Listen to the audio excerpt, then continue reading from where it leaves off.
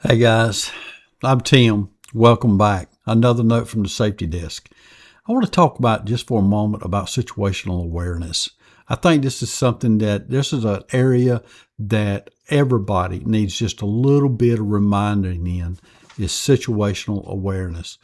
Whether you're hiking, you're traveling, you're at a board meeting, you're in training with a company, or just walking through a parking lot. Situational awareness can make the difference between a good day and a bad one. It really can. And it is about being paranoid.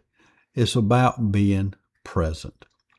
And the truth is, most of us lose awareness way more often than we realize. And we do. And it happens every day to all of us. It really does. Again, I'm Tim Heath, and this is another note from the safety desk. And welcome, guys. Welcome back to the channel. If you've not been here before, I'll get it out in a second. If you've not been here before, I encourage you to hit that subscribe button and join us on our journey where all things, we talk safety day in and day out. So, what does awareness or situational awareness really mean? When people hear beware, they just think it means, looking around, what's taking place around me at the time. But awareness actually is made up of three different categories: your environment, people and animals, and lastly, yourself. So let's talk about those three. Let's start with environment. What happens around you? Is it the weather, the terrain that you're actually in at the time? What about traffic? Out on a highway, busy highway, what is taking place? What about exits in a building? Do you know where the exits are to get in and out that building? That's number one, is your environment. Number two is your people and animals. Again, people and animals. Who's nearby me? What are they doing? How are they acting? And whether something has changed. You look up and there's someone close by that wasn't there just a few moments ago. Or there's a car that's following you that you keep seeing make turns where you're making turns. What's changed? What's going on? Being aware at that time. And lastly, yourself. This is number three, yourself. What about your energy level? Your stress level? Are you hungry? Are you focused? Let's go into one of these, or each one of these rather. When one of these drops, awareness drops, situational awareness drops, even if we don't notice it, and it will, and it has, and so many times. So how does people actually lose awareness? Here's how awareness usually, let's say, disappears. One is we're being distracted. And when I say distracted, I'm talking about our phones. Our phones are with us. Where's mine at? Mine's back here right now. Phones are with us all the time. Everywhere we go, there is a telephone in our hands, and we are what? We are focused on that phone and what's taking place and not what's around us at the time. Another one is earbuds. Now, earbuds, I say this, I throw this one in there because there was a young lady that I saw the other day had earbuds in. She was walking down through a parking lot and with her earbuds on, probably listening to music. And what was she doing? She had that phone in her face. Now, here's two strikes. She had the earbuds in, weren't listening, and was watching her phone, not seeing what's taking place, what's going on around her. And that can lead to a bad day in a heartbeat, not being there. Another one, multitasking, doing just that, listening, looking at something else, not paying attention. Like I said, multitasking is huge. I throw that one in. So the more familiar a place feels, if you think about it, the more distracted we get.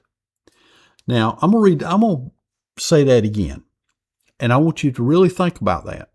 The more familiar a place feels, the more distracted we get. Is that not true? There's a lot of truth to that because we let down our guard at the time. Another one is rushing, trying to beat the weather, trying to get back to the car, trying to keep up with somebody else. We're all the time rushing. Another one is fatigue. That's one we don't even think about a lot of time when it comes to situational awareness, is fatigue overall. Tired people don't notice details. Hungry people don't notice details. They really don't. The details are kind of left out because they're so focused on something else, like hunger, about being tired, or about being stressed. Yeah. And are you familiar with what's going on? Let me back up a second. The most dangerous words, you can hear, especially on a job site, is, we've done this before. We've done this so many times before. There's no big deal. Most accidents don't happen at the peak of an adventure. They happen at the end of the day. A lot of times, if you go back and you look at your work comp accidents and injury rates, and you're able to kind of look at what time did that take place during the day, we get to noticing a lot of these accidents happen at the end of the day. Maybe when you're near the car, you're getting ready to go home. Oh, how about this one? On the easy part. Think about that just for a second. On the easy part. That's when a lot of times we let our guard down. Because why? We've done this so many times before. Awareness usually fades before something goes wrong, not afterwards. It's afterwards that our awareness, situational awareness, is heightened. But just before the accident is when it usually fades away, and then something happens. Something takes place. So some simple awareness habits that we can practice and get into. Awareness is a skill. It is something that can be taught. It is something that can be learned. Habit number 1, look up. Every 30 seconds, lift your eyes up. What's going on? What's taking place? Scan left, scan right, look up, look down. Just to break the monotony of being focused here, what's taking place out here around me. Another one, habit number 2, scan and pause. Now, Tim, what do you mean scan and pause?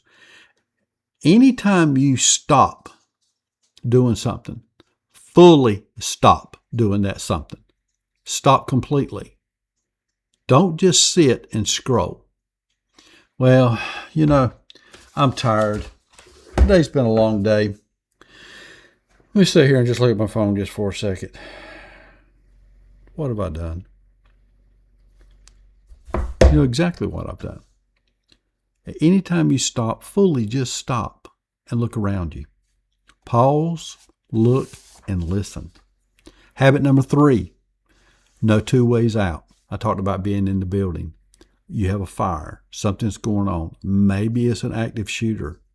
Do you know 2 ways out of that building?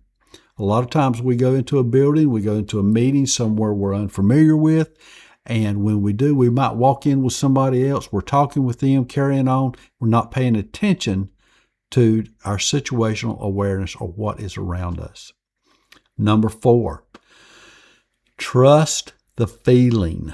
You've heard this before, that gut feeling. If something don't feel right, pay attention to it. Don't ignore it. Don't ignore it. You don't need proof to pay attention. Don't ignore it. Ask yourself. So again, check yourself. Ask yourself, am I tired? Am I hungry? Am I rushing? If the answer is yes to any of these, just stop and slow down. Slow down. Take a breath. Okay? Another area that we can look at is, when we're talking about situational awareness, is our children, our kids. What's the angle on this? This is one of the best safety skills that you can actually teach your children, that you can talk with them about. And it's not about fear, but it's just about awareness. Teach them to look up, stop and look up.